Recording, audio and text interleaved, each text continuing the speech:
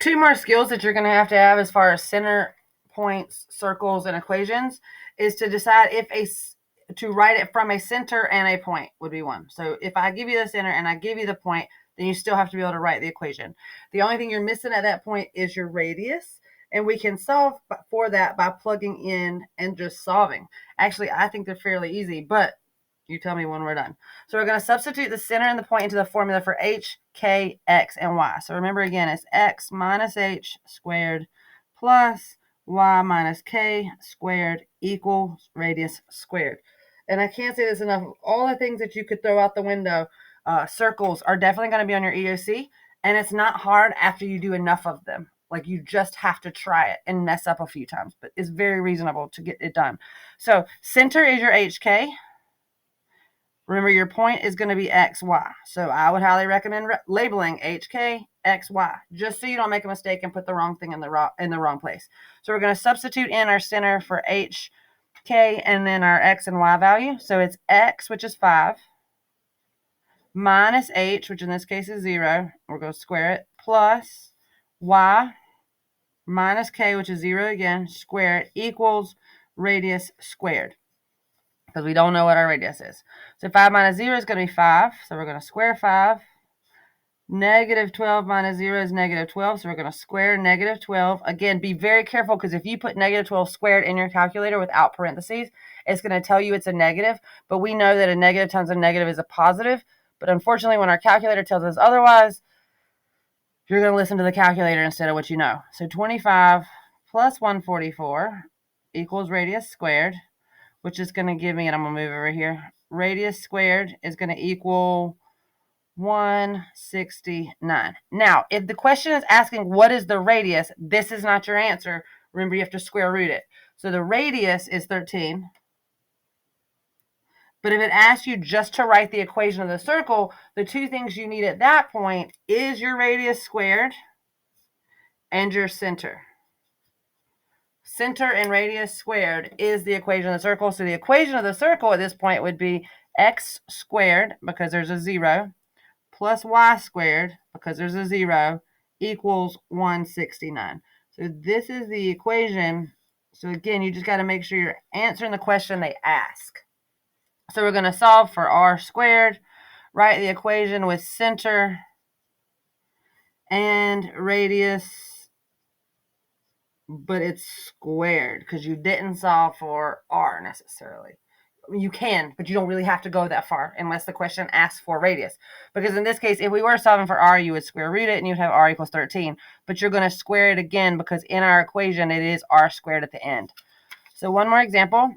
I'm going to write the equation of a circle with a center 2, negative 3. So that's my h and my k.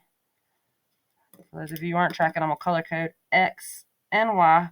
So I'm missing my radius squared, or just my radius in general. And I'm going to plug this in here.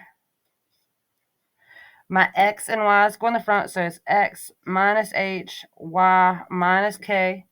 So x minus h, y minus k, and that's that negative negative, which is going to make that a positive. So 4 minus 2 is going to give me a negative 6 squared. 5 minus 3 makes that a plus 3, which gives me 8 squared, equals radius squared.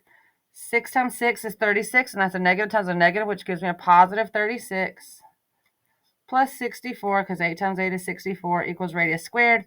So our radius squared is equal to 100. Now, radius at this point would be the square root of 100, which is 10. Then again, diameter, just in case they throw a wrench in the plan, is 20, because 10 times 2 is 20. And remember, the radius is half the diameter. So you just double the radius to get the diameter, or half the diameter to get the radius. Right, our equation is going to be x squared. X, our h is 2, minus 2 squared, plus y plus 3, because that's a minus minus, equals radius squared, which we saw was 100. So that is writing the equation of a circle with a center and a point. So you plug it in because all you need at that point, because to write the equation on a circle, you need the center and a radius squared. And I'm going to skip this next one just for the sake of your time for today. Determine if a point is on a circle is the last thing we have to be able to do. Is this point part of the circle? And all you're going to do is plug that in your x and y values and see if the equation or the solution is true. So in this case, this is my x, this is my y. So I'm going to plug that in. Minus 2 squared plus 1 squared equals 16. So you're going to plug in your x in the place of x. You're going to plug in your y in the place of y.